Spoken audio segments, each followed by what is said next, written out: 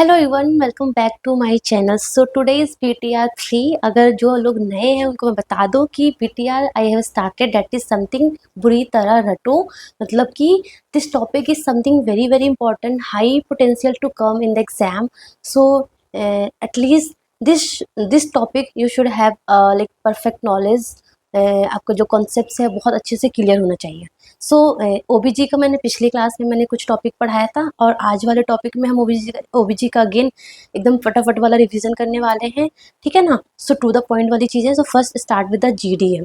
So GDM is the gestational diabetes mellitus. कब करते हैं इसकी स्क्रीनिंग? फर्स्ट ऑफ ऑल यहाँ से एमसीक्यू आता है। सो इसकी स्क्रीनिंग हम करते हैं 24 to 28 week of period of gestation, ठीक है ना। उसमें हम क्या देते हैं, आपने पढ़ा होगा ग्लूकोज टॉलरेंस टेस्ट। तो इसमें बेसिकली दो गाइडलाइंस होती है, एक हमारा IADPSG के अकॉर्डिंग एक गाइडलाइंस है, एक हमारा डिप्सी गाइडलाइंस है जो हमारे WHO ने दिया है, ठीक है ना। सो IADPSG ने क्या बोला कि सबसे पहले जब आपको ग्लूकोज टॉलरेंस टेस्ट करना है तो सबसे पहले आप क्या करोगे, फास्टिंग ग्लूकोज चेक करोगे। फास्टिंग ग्लूकोज चेक करना है। फास्टिंग ग्लूकोज जो है वो अगर मोर देन या इक्वल टू 92 आया है, ठीक है, इट मीन्स कि वो जीडीएम मानेंगे। उसके बाद हम क्या करेंगे, फास्टिंग कर लिया, उसके बाद हम 75 ग्राम ऑफ ग्लूकोज देंगे। 75 ग्राम ऑफ ग्लूकोज देंगे एंड उसके 1 आवर के बाद हम फिर से ग्लूकोज चेक करेंगे एंड अगर वो मोर देन 180 आया तो मतलब कि जीडीएम है। देन उसके 2 घंटे के बाद फिर से करेंगे। तो ये हमारा 1 आवर पे था एंड ये 2 आवर्स पे था एंड ये हमारा फास्टिंग था, ठीक है ना। 2 आवर पे करेंगे तो ये अगर मोर देन इक्वल टू 153 आएगा, ठीक है। सो अगर ये आया 92 180 150, more than 92 more than 180 more than 153, it means उसको हम क्या डायग्नोस कर देंगे, जीडीएम, जेस्टेशनल डायबिटीज मेलाइटस, ठीक है ना। सो ये नंबर याद कर लो, 92 180 153, 92 180 153। 92 is fasting, 180 is the after 1 hour and 153 is after 2 hour, ठीक है ना। बट अकॉर्डिंग टू डिप्सी जो WHO ने जो बताया है, उन्होंने इतना लंबा चौड़ा नहीं बोला कि नहीं फास्टिंग चेक करेंगे फिर 1 आवर पे चेक करेंगे फिर 2 आवर पे चेक करेंगे। नो, इतना तामझाम नहीं करना। WHO ने बोला सिंपल स्टेप करना है, 75 ग्राम आप ग्लूकोज दो मदर को एंड 2 आवर्स पे चेक कर लो। 2 आवर्स पे चेक करो, अगर वो मोर देन और इक्वल टू 140 आ रहा है, इट मीन्स जीडीएम है, ठीक है ना। बहुत सिंपल बोला WHO, बहुत सिंपल स्ट्रेट फॉरवर्ड चलता है। तो उन्होंने बोला कि 75 ग्राम ऑफ ग्लूकोज दो एंड उसके 2 घंटे के बाद चेक करो एंड अगर वो मोर देन 140 आया है दैट मीन्स जीडीएम, ठीक है ना। सो ये आपको समझ में आ गया, 92 180 153, 92 180 153 एंड मोर देन 140। सो ये याद हो गया, ठीक है। देन वेरी वेरी इंपॉर्टेंट ये एमसीक्यू आ रखा है। सो कंजेनाइटल एनोमलीज कि क्या क्या जो मदर डायबिटिक होती है उनके बच्चों में क्या क्या कंजेनाइटल एनोमलीज देखने को मिलता है, वेरी वेरी इंपॉर्टेंट। सो जो कंजेनाइटल जो एनोमलीज है ना, वो बेसिकली डायबिटीज जो हमारा जेस्टेशनल डायबिटीज मेलाइटस है उसकी वजह से नहीं होता है। फर्स्ट ऑफ ऑल ये आपको पता होना चाहिए, ये होता है डायबिटीज मेलाइटस की वजह से। जो मदर है प्रेग्नेंट है, जो ऑलरेडी डायबिटिक है, लाइक पहले से ही वो डायबिटिक है, उनमें ये कंजेनाइटल एनोमलीज होने के चांसेस ज्यादा है रेदर देन जीडीएम, ठीक है ना। सो क्या क्या होता है, सबसे पहले अगर आप बात करो कि कौन सा congenital anomalies like heart ward कहाँ पे ज़्यादा है, तो हार्ट का like cardiac, very important, cardiac congenital anomaly सबसे ज़्यादा मोस्ट कॉमन होता है ना। अगर एग्जाम में आया कि most common congenital anomalies seen in like respiratory हो गया, कार्डियक हो गया, नर्वस हो गया, ऐसे पूछ लेंगे तो आपको पता होना चाहिए कार्डियक। कार्डियक में most common, cardiac is the most common congenital anomalies. Cardiac में उन्होंने पूछ लिया कि कार्डियक में मोस्ट कॉमन कौन सा दिखने को मिलता है, सो that is the VSD, ventricular septal defect, ठीक है ना। बट अगर उन्होंने पूछ लिया मोस्ट स्पेसिफिक, ये आपको वर्ड पे जाना है, ये मैंने कितनी बार पढ़ा रखा है आपको, आई थिंक मैं 3rd या 4th टाइम पढ़ा रही हूँ।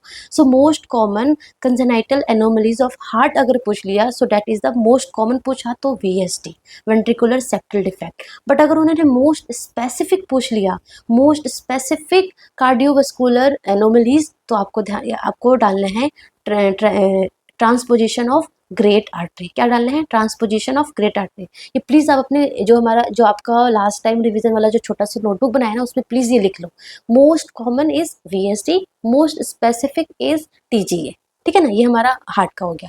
बट अगर उन्होंने नर्वस सिस्टम में बोल दिया कि मोस्ट कॉमन नर्वस सिस्टम में क्या एनोमलीज देखने को मिलेगी, so neural tube defect most common.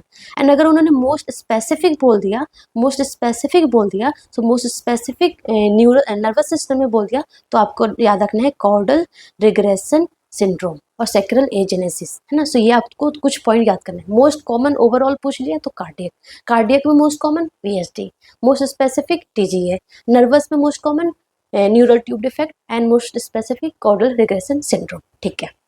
उसके अलावा और क्या देखने को मिलता है हमारा, ये जो मैक्रोसोमिया है, लाइकर मैक्रोसोमिया जो है ना वो डायबिटीज मेलाइटिस मदर होगी उनमें भी होगा, और अगर जीडीएम की मदर होगी तो दोनों में ही होगा, ठीक है ना। सो मैक्रोसोमिया मतलब कि बेबी का जो वेट है वो more than cancel more than 4 kg होगा। मदर का जो वेट, बेबी का जो वेट है वो मोर देन 4 kg होगा, है ना। एंड शोल्डर डिस्टोसिया होने के चांसेस है ना, उसको बोलेंगे macrosomia. Likert in diabetes, diabetes में अगर कोई लाइकर इन डायबिटीज है तो क्या होगा, पॉलीहाइड्रामिनोज होने के चांसेस ज़्यादा होते हैं। एंड न्यूनेटल में क्या होगा, वेरी इंपॉर्टेंट, आपको पता है मैंने पढ़ाया था, जीडीएम हो, जीडीएम की मदर को क्या, जब जो बेबी होगा उसको क्या हो सकता है, न्यूनेटल हाइपोग्लाइसीमिया। क्यों? क्योंकि जो बेबी अंदर था, यूट्रस के अंदर था, है ना, उसके अंदर भर भर के ग्लूकोज आ रहा था, तो उसका पैनक्रियास तो बहुत वाइस था, चालाक था, मदर की जैसे बेवकूफ़ नहीं था। उसने भर भर की इंसुलिन सिक्रेट किया, भर भर के ग्लूकोज आया, भर भर के इंसुलिन सिक्रेट किया, उसको ओवरकम कर दिया। वही बेबी बाहर आया, पैनक्रियास को तो अभी भी वो उतना इंसुलिन सिक्रेट किया जा रहा है ना, सिक्रेशन उतना चलता जा रहा है, बट ग्लूकोज उतना नहीं मिल रहा है, तो उसकी वजह से क्या हो सकता है, neonatal hypoglycaemia. Very very important. GDM की मदर मतलब जेस्टेशनल डायबिटीज मेलाइटस की जो मदर होती हैं, उनके बेबी को हम क्या चेक करते हैं, फर्स्ट सबसे पहले हम चेक करते हैं ग्लूकोज। क्यों? क्योंकि न्यूनेटल हाइपोग्लाइसीमिया होने के चांसेस है। ऐसे में सोचना कि जेस्टेशनल डायबिटीज मेलाइटस जो मदर है, डायबिटिक मदर है, उसका बेबी जो है हाइपरग्लाइसीमिया होगा, नो। डायबिटिक मदर है, बेबी हाइपोग्लाइसीमिया होगा, डायबिटिक मदर है, बेबी जो होगा वो हाइपोग्लाइसीमिया होगा, है ना। सो न्यूनेटल हाइपोग्लाइसीमिया एंड हाइपोग्लाइसीमिया तो हाइपोकैल्सीमिया भी देखने को मिलता है। So this is very very important. I think आपको ये चीज़ समझ में आ गई होगी। ये जो पेपर है, ये जो आपको जो स्लाइड दिख रही है वो आपको समझ में आ गई होगी, बहुत इंपॉर्टेंट चीज़ थी ये सारी। Then coming to the this picture, ये पिक्चर से पूछ सकते हैं कि ये क्या है। So this is the cardiotocography, जिसमें हम बच्चे का कार्डियक मतलब कि heart rate and contraction, uterus का contraction on the graph check करते हैं, है ना, जो ग्राफ पेपर आता है। So very very very important, non stress test. ये आपको इमेज याद रखना है, this image is for CTG and non stress test. नॉन स्ट्रेस टेस्ट में बहुत इंपॉर्टेंट है, बहुत बार एग्जाम में आ रखा है कि रिएक्टिव एंड नॉन रिएक्टिव कब बोलेंगे। So first of all, non stress test में पॉजिटिव और नेगेटिव नहीं होता है, बेसिकली रिएक्टिव और नॉन रिएक्टिव होता है। सो रिएक्टिव कब बोलेंगे, रिएक्टिव का मतलब कि रीएश्योरेंस, मतलब कि सब कुछ बढ़िया चल रहा है, बेबी एकदम बढ़िया है, ठीक ठाक है ना। कब बोलेंगे, if there is more than 2 or equal to 2 acceleration होगा, if there is more than 2 or equal to 2 acceleration होगा, बेसिकली 2 acceleration होना चाहिए। एंड वो जब acceleration होगा ना, उस टाइम जो फीटल हार्ट रेट है वो more than 15 beat per minute increase होना चाहिए, बेस लाइन से 15 इंक्रीज होना चाहिए, है ना, फॉर 15 सेकेंड के लिए। याद हो गया, 2 एक्सेलरेशन, एंड जो ये एक्सेलरेशन होगा उसमें जो फीटस का जो हार्ट रेट है वो बेस लाइन से 15 ज़्यादा होना चाहिए for 15 second. It means it is reactive. जो नॉन स्ट्रेस टेस्ट है वो रिएक्टिव है, रीएश्योरेंस है, ठीक ठाक है, बेबी को अच्छा सा ऑक्सीजन मिल रहा है, कोई भी घबराने की बात नहीं है, ठीक है। बट अगर 2 एक्सेलरेशन नहीं आया इन 20 मिनट्स, हाँ, this time is also very important, 20 minutes में होना चाहिए, 20 मिनट्स में 2 एक्सेलरेशन होना चाहिए, ठीक है ना। बट नॉन रिएक्टिव कब बोलेंगे, हमने 20 मिनट्स तक देखा, 20 मिनट्स तक एक्सेलरेशन नहीं आए, 2 एक्सेलरेशन नहीं आए, तो हम बियॉन्ड 20 मिनट्स जाएंगे। 20 मिनट्स क्या नहीं आया तो 20 मिनट्स और वेट करेंगे, मतलब कि 40 मिनट्स तक करेंगे, 40 मिनट्स तक करेंगे, स्टिल अब नॉर्मल, तो हम क्या करेंगे, बीपीपी करेंगे। सो नॉन रिएक्टिव पता चल गया, नॉन रिएक्टिव और नॉन रीएश्योरेंस, मतलब कि बेबी जो है वो हाइपोक्सिया में हो सकता है ना, कुछ भी हो सकता है। सो नॉन रिएक्टिव हम 40 मिनट तक करते हैं, स्टिल एबनॉर्मल, अभी तक अगर एक्सेलरेशन नहीं आया तो हम क्या करते हैं, बीपीपी करते हैं। सो बीपीपी का जो ये पॉइंट है ना, this is something very important. BPP क्या है, this is the biophysical profile parameters. ये कितने देर के लिए करते हैं, 30 मिनट्स के लिए करते हैं। सो first of all time 30 minutes के लिए करते हैं। एंड इसमें क्या क्या चीज़ें होती है, बहुत सिंपल, बहुत इसलिए याद हो जाएगा। सबसे पहले हम इसमें AFI चेक करते हैं। AFI is the amniotic fetal index, qualitative amniotic fetal index check करते हैं। फीटल हार्ट रेट चेक करते हैं, ऑफकोर्स हार्ट रेट तो चेक ही करना है, फीटल हार्ट रेट चेक करते हैं, और TVM चेक करते हैं। क्या करते हैं, TVM चेक करते हैं, मतलब कि fetal tone, fetal breathing and fetal movement. याद हो गया, AFI चेक करते हैं, एमनियोटिक फीटल इंडेक्स, फीटल का हार्ट रेट चेक करते हैं, और TBM चेक करते हैं, fetal tone, fetal breathing and fetal movement, ठीक है ना। सो अगर आप ये तो हमारा पॉइंट्स है, ये चीज़ें चेक करते हैं। एंड मैं तो ये बोलना चाहूँगी कि प्लीज़ ये भी याद कर लो कि क्या नॉर्मल होता है। सो नॉर्मल एटलीस्ट याद कर लो। सो नॉर्मल में हम क्या बोलेंगे, जब AFI जो है ना, एमनियोटिक फ्लूइड इंडेक्स जो है वो 10 एंड 20 के बीच में होगा, इट इज़ नॉर्मल। जो फीटल हार्ट रेट है, अगेन वही सेम एक्सलरेशन, जो more than 15 heart rate increase होना चाहिए 15 सेकंड तक। So that is the fetal heart rate, जो कि ऑलरेडी आपने नॉन स्ट्रेस टेस्ट में याद करा, तो ये याद हो गया आपको। फीटल टोन में क्या है, at least 1 episode of active extension with return to flexion of fetal limb और ट्रंक, सो उसको फीटल टोन बोलेंगे। फीटल ब्रीदिंग में at least 1 episode of fetal breathing होना चाहिए 30 मिनट्स में।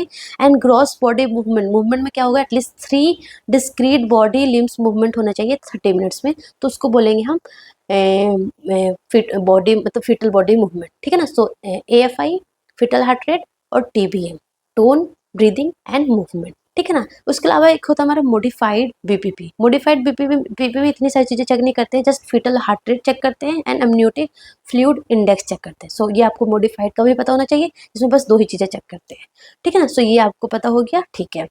Then coming to this graph is also very important. early early deceleration, late deceleration and variable deceleration, बहुत simple है, अभी याद हो जाएगा। क्या है, कुछ नहीं। अर्ली डिसलरेशन कब बोलेंगे, अर्ली डिसलरेशन का मतलब है कि देखो यहाँ पे देखो, ये आपको दिख रहा है, आपको यूट्रस कॉन्ट्रैक्ट हो रहा है, ये हमारा यूट्रस कॉन्ट्रैक्ट हो रहा है। एंड हमारा ये दिख रहा है आपको, ये बेबी का हार्ट रेट है। ये जब हमारा यूट्रस कॉन्ट्रैक्ट हुआ ना, तो बेबी का हार्ट रेट आपने देखा क्या हुआ, डिक्रीज हो गया। ये था, चल रहा था, ये डिक्रीज हो गया। तो मतलब कि अर्ली डिसलेशन कब होगा, जब यूट्रस कॉन्ट्रैक्ट होगा ना, तो फिटस का हार्ट रेट क्या होगा, कम होगा। मतलब ये मैं आपको ग्राफ देखना सिखा रही हूँ, ग्राफ भी मे भी एग्जाम में आ सकता है, बिकॉज नॉर्सेट इज समथिंग बहुत अच्छा सा होना है। उसका जो एग्जाम है, उसका जो लेवल है वो something very very nice level है ना, बहुत अच्छा सा लेवल है। तो ग्राफ पे वो पूछ सकते हैं। सो ग्राफ में आपको क्या देखना है, यूटेराइन कॉन्ट्रैक्शन जब होगा तो फीटल हार्ट रेट क्या होगा, कम होगा। साइमल्टेनियसली देखो, साइमल्टेनियसली हो रहा है ना, so it mean it is the early deceleration. कब होता है, हेड कंप्रेशन में होता है। बेबी का जब हेड कंप्रेस होगा तो ये अर्ली डिसलरेशन देखने को मिलता है। तो क्या करना है, कुछ नहीं करना आपको, जस्ट आपको पोजीशन मदर का चेंज करना है। आपको पता है ना, जब मदर सुपाइन पोजीशन में लेटती है तो जो हमारा इन्फीरियर वेना कव है वो कंप्रेस होता है, तो ऑफकोर्स है ना। सो आपको क्या देना है, बस पोजीशन देना है, लेफ्ट लेटरल पोजीशन दिलवाना है मदर को। एंड लाइक IV फ्लूइड वगैरह दे सकते हो तो उसे है, बट बेसिकली आपको पोजीशन देना left lateral. Early deceleration. Late deceleration में क्या होता है, लेट मतलब नाम से पता चल रहा है, लेट, थोड़ा लेट होगा। लेट मतलब लेट कब बोलेंगे, यूट्रो प्लेसेंटल इनसफिशियंसी। ये जो लाइन लिखा है ना मैंने, अर्ली डिसलरेशन सीन इन, ये पूछते एग्जाम में कि अर्ली डिसलरेशन कब दिखता है, यूट्रो प्लेसेंटल इनसफिशियंसी, या फिर हमारा कोड कंप्रेशन, या फिर हमारा हेड कंप्रेशन। तो जिन्होंने नहीं पढ़ा होगा उनको कुछ नहीं पता होगा, कुछ भी करके आ जाएंगे।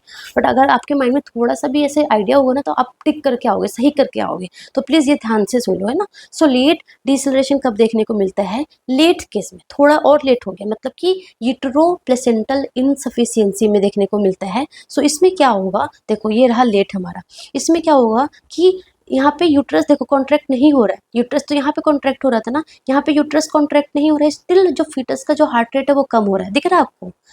यहाँ पे यूट्रस कॉन्ट्रैक्ट नहीं है, यूट्रस अभी रिलैक्स है, स्टिल जो फीटस का जो हार्ट रेट है वो कम हो रहा है ना, कम हो रहा है। So this is known as late deceleration, मतलब कि यूट्रस के कॉन्ट्रैक्ट होने के बाद हो रहा है, ऐसे याद कर लो, बाद हो रहा है, लेट हो रहा है ना। So it is because of utero placental insufficiency. And in that case हमें क्या करवाना होता है, जो प्रेगनेंसी है वो टर्मिनेट करवानी होती है, ठीक है ना। And third one is the variable. Variable मतलब कि कोई लेना देना नहीं है, यूट्रस के कॉन्ट्रैक्शन से कोई लेना देना नहीं है। इसमें लेट में क्या हो रहा था कि यूट्रस कॉन्ट्रैक्शन खत्म हो रहा था, उसके बाद हो रहा था, बट यहाँ पे कोई लेना देना नहीं है, कभी भी हो जाएगा। And it is because of the code compression, ठीक है ना। देखो यहाँ पे दिस इज द वेरिएबल, देखो यहाँ पे आपको दिख रहा है, this is the fetus heart rate, जो कितना डिप हो गया, कितना ज़्यादा। एंड यहाँ पे कोई वो लेना देना नहीं है। एंड दिस इज अगेन, ठीक है ना। एंड बेसिकली आपको इसका कैरेक्टर याद करना है कि ये बेसिकली W शेप में होगा और V शेप में होगा, डीप V शेप और W शेप में होगा वेरिएबल डिसलरेशन। तो ऐसे आपको याद करना है, ठीक है ना। उसके बाद coming to the modified Bishop score, this is something very very important, आप सबको पता है, जिसमें हम राइपनिंग ऑफ सर्विस देते हैं कि इंडक्शन ऑफ लेबर के लिए, ठीक है ना। सो बेसिकली इसमें हम क्या क्या देखते हैं, इसकी स्कोरिंग होती है 0 1 2 3, ठीक है ना। सो इसमें हमारा सर्वाइकल की सबसे ज़्यादा चीज़ें देखते हैं। सर्वाइकल का डायलेशन देखते हैं, सर्वाइकल की लेंथ देखते हैं, सर्वाइकल की कंसिस्टेंसी देखते हैं एंड सर्वाइकल की पोजीशन देखते हैं। सो याद हो गया आपको, सर्विक्स से ही 4 चीज़ें देखते हैं, length, dilation, position and consistency. And एक चीज़ और देखते हैं, that is the station of the presenting part. जो बेबी है वो कहाँ पे आ गया, स्टेशन, ठीक है ना। सो सर्वाइकल डायलेशन, मतलब ये आई थिंक ये चीज़ें तो आपको याद ही हो गई होगी। सर्विक्स से ही कितनी सी डायलेशन है, डायलेशन है, लेंथ है, कंसिस्टेंसी है और हमारा पोजीशन। उसके बाद हमारा स्टेशन ऑफ प्रेजेंटिंग पार्ट है विथ इस्चियल स्पाइन, उसका लैंडमार्क है, ठीक है ना। So cervical dilation less than 1 centimetre होगा तो हम 0 स्कोर देंगे, अगर 1 to 2 सेंटीमीटर होगा तो 1 स्कोर देंगे, एंड 2 to 4 सेंटीमीटर होगा तो 2 स्कोर देंगे, एंड मोर देन 4 होगा तो 3 स्कोर देंगे। ये आपको किसी तरीके से याद करना है, ठीक है। कैसे याद करना है, यू नो। सर्वाइकल लेंथ का बोलेंगे, अगर 4 सेंटीमीटर होगा तो 0 देंगे, 2 to 4 सेंटीमीटर होगा तो 1 देंगे, 1 to 2 होगा तो 2 देंगे, एंड 3 होगा लेस देन 1 सेंटीमीटर होगा तो हम 3 स्कोर देंगे। Station of presenting part with ischial spine, अगर अबव होगा तो -3, थोड़ा और अबव होगा तो -2, -1 एंड 0 अगर वो इस्चियल स्पाइन से जस्ट थोड़ा सा अबव होगा, and below the ischial spine के बिलो होगा तो +1 एंड +2 देंगे, तो हम 3 मार्क्स देंगे, ठीक है ना। कंसिस्टेंसी ऑफ सर्विक्स की बात करें तो 0 मतलब फर्म, 1 मतलब कि एवरेज एंड 2 मतलब कि एकदम सॉफ्ट हो गया, ठीक है। पोजीशन ऑफ सर्विक्स की बात करें तो 0 मतलब कि पोस्टीरियर एंड 1 मतलब कि मिड पोजीशन और एंटीरियर, ठीक है ना। सो आपको ऐसे याद कर लेना सारा। हाई स्कोर का मतलब कि शॉर्टर इंडक्शन है, फेवरेबल है, इजिली नॉर्मल वेजाइनल डिलीवरी के थ्रू इजिली हो सकता है डिलीवरी, है ना। लोअर स्कोर के मतलब कि लॉन्गर इंडक्शन है, लॉन्गर इंडक्शन चल रहा है, सर्विक्स जो है वो अनफेवरेबल है, एंड LSCS भी हो सकता है यहाँ पे, ठीक है। सो ये आपको याद करना है। Coming to the induction of labour का ड्रग्स, इंडक्शन ऑफ लेबर का ड्रग की बात करें, सो फर्स्ट ऑफ ऑल हम क्या क्या देते हैं, डाइनोप्रोस्टोन देते हैं। ये ड्रग आपको पता होना चाहिए, डाइनोप्रोस्टोन देते हैं। डाइनोप्रोस्टोन क्या है, PGE2, ये नाम भी पता होना चाहिए आपको। मिसोप्रोस्टोल क्या है, प्रोस्टाग्लैंडिन E1, ठीक है।